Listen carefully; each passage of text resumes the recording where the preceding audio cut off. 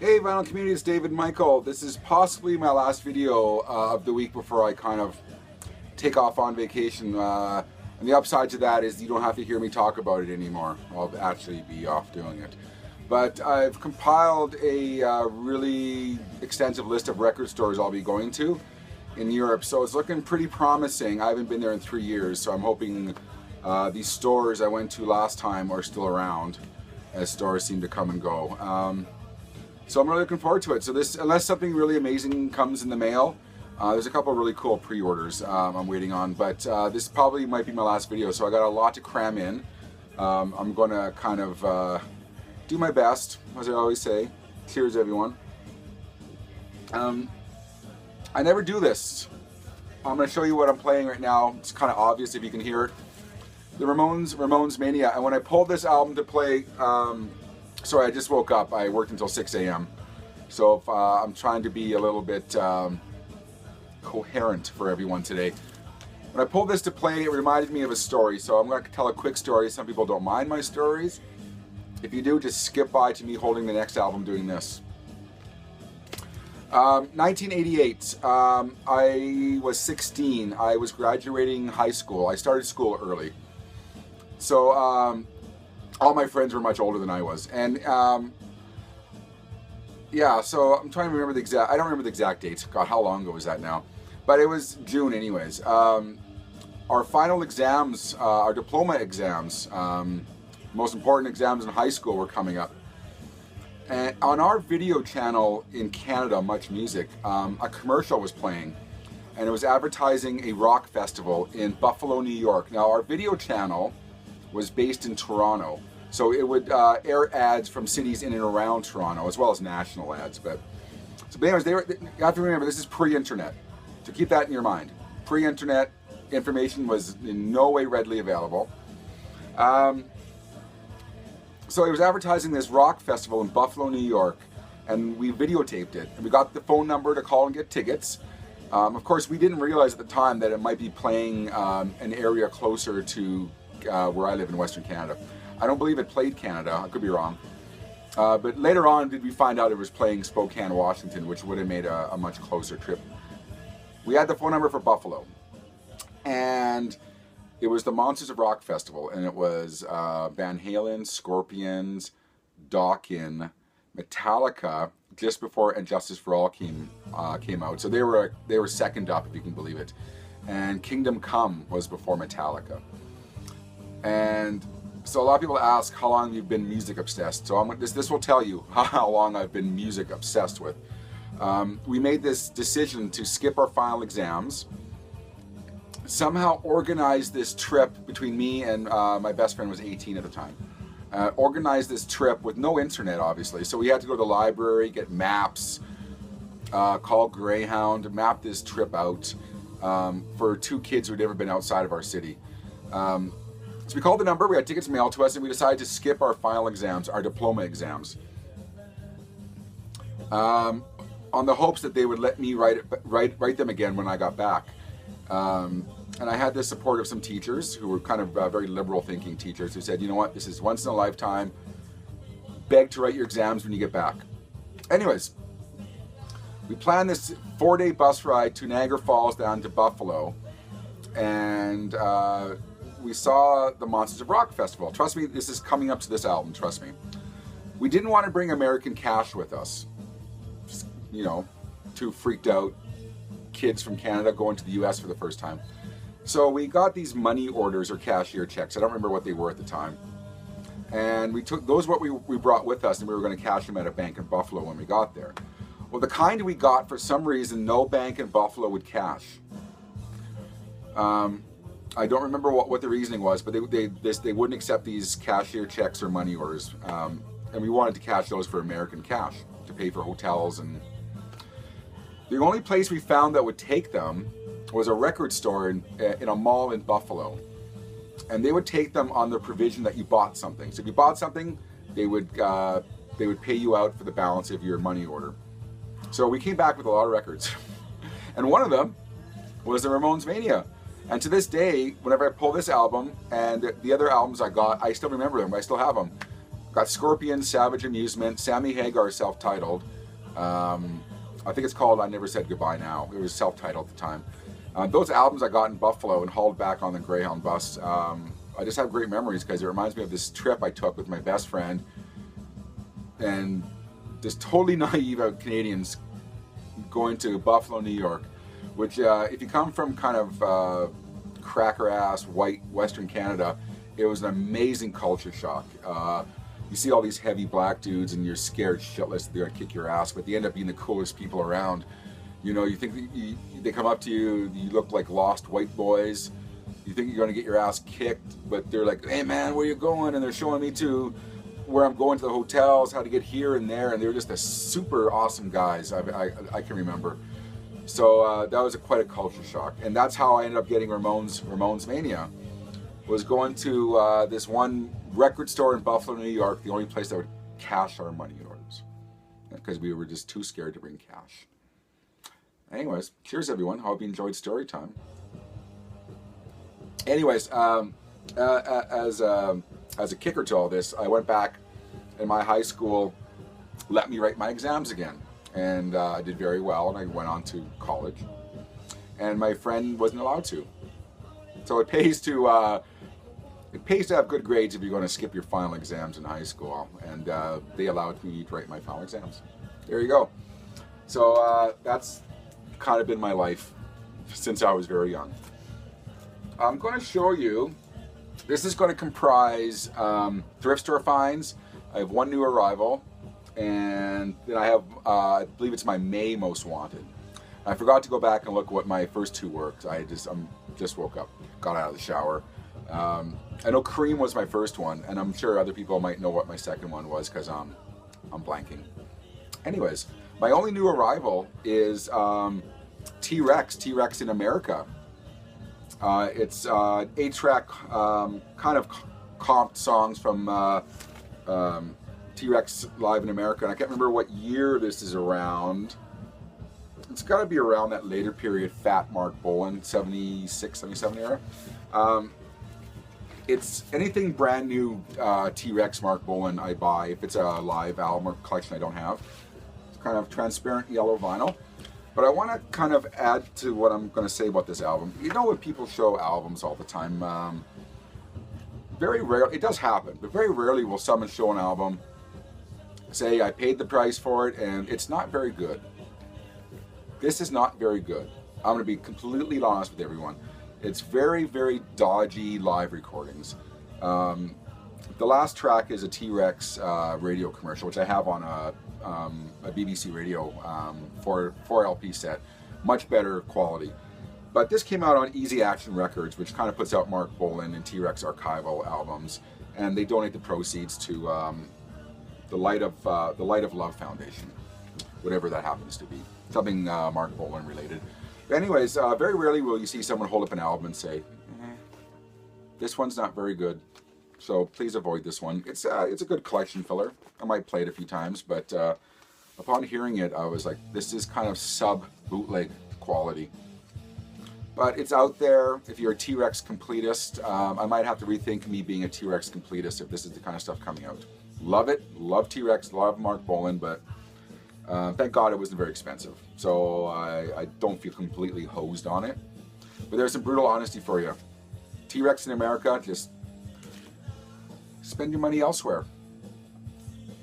Thrift store finds, and then I've got my April or May most wanted. I'm kind of blanking on this, sorry. I went to one thrift store last Friday, and probably shouldn't have gone because I'm kind of getting ready to go on vacation. Gotta save my pennies, but I couldn't pass these up for $1 each. And if you're on the YouTube vinyl community, you would have seen these, posting them as I found them, as I do.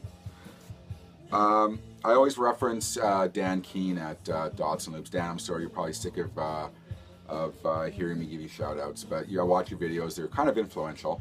Who knows, you're very nice to me, you probably hate my guts. Who knows? No, I'm kidding. Yeah, Dan's actually really nice to me. And very forthcoming with the information that he holds in his head about psychedelic and other things too. He's much more broad than that. Anyways, Dollar Fine, Donovan, Sunshine Superman. I've never actually seen this album in the wild thrift store. at least not in good condition. This is a super nice mono pressing. I'm not really hung up on mono stereo pressings or first pressings, reissues. If I tell you what it is, that's an original pressing. It's more of an FYI thing for you all. But a really nice condition copy of Sunshine Superman, an album that Dan featured in one of his videos not too long ago. Really awesome listen. So that was, this was all within 5 minutes at one thrift store, at a Goodwill store that I haven't had luck at forever and a day. And I went there, I think we went there looking for luggage actually. I went there looking for luggage actually, possibly. And they had vinyl records there. I hope my wife doesn't see this one because I shouldn't be buying vinyl at this moment as I'm going to Europe to buy vinyl. We're sick in the head. Anyways, I got a twofer for you. Actually, I'm gonna show this one first. I passed up a copy of this one at the Calgary Record Fair. A vinyl community member, Dylan Harrison, who told me in Calgary that he watches my videos periodically. Hey Dylan, I was just Facebook messaging him about he had a couple albums I forgot to pick up from his table. I got so busy. I got my last video, the John Coltrane Ascension album, was from his table. But he had a double LP version of this album, and he had another album that I forgot to pick up. You get so busy packing up your car, and I had a 3.5 hour car ride home, and I just forgot. So I told Dylan, please hold these albums for me, and he will. But I got the single LP version of this in the textured sleeve, and I was meaning to pick it up anyways. I had this album as a youth, and it ended up, you kind of, you know, albums come, albums go, and you forget about albums. XTC, English Settlement, and I just totally forgot how great this album is. You know, people always say, they post albums on vinyl forums, I forgot how good this album was. And I usually call bullshit on that. How can you forget that an album is so good? I kind of forgot that I really enjoyed this album. I put this on when I first got it, and it was just, I'm glad that I'm rediscovering my love for XTC. And there's another YouTuber who posts XTC albums. I have him to thank for them. Because I was like, oh yeah, he's showing XTC albums, and I used to love XTC. There you go. Textured sleeve, for those who care, original white Virgin Records label for those who are interested in such things. But that was $1. Like I said, these are all $1. Here's the twofer by one band. One album I thought was pretty good, and the other album completely blew my mind. First album was Quicksilver Messenger Service, Quicksilver. I think this might be the second time I found this album in the last year, and I think it was part of a trade I did with someone. Well, I'm keeping this one. Really good, super good album. Yeah, I'll probably have to play this one again. So that was Find Number 1 from this band. I quite like this album quite a lot, actually, now that I'm recalling. This is the album that kind of blew my socks off. I played it twice in a row. Quicksilver Messenger Service, Happy Trails. I know this album quite well from selling it at my record stores.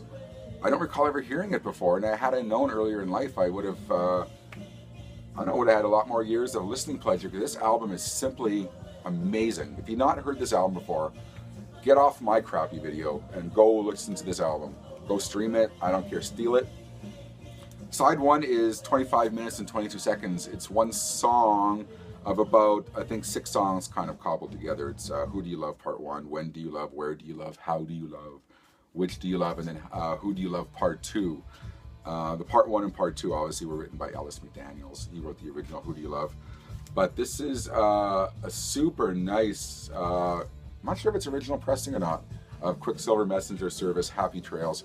Really, both albums are in super nice condition, and like I said, I played it twice in a row. And if you like acid rock, West Coast acid rock with a little bit of blues thrown in, if that description fits, it's right up your wheelhouse, as they say, please listen to this album. Amazing, amazing album. So that was $1. A couple more, then I got my April or May Most Wanted. I can't remember now. Tim Finn. In Western Canada, you see these albums all the time at thrift stores for $1. I just realized I don't have it. I had it on cassette when I was young.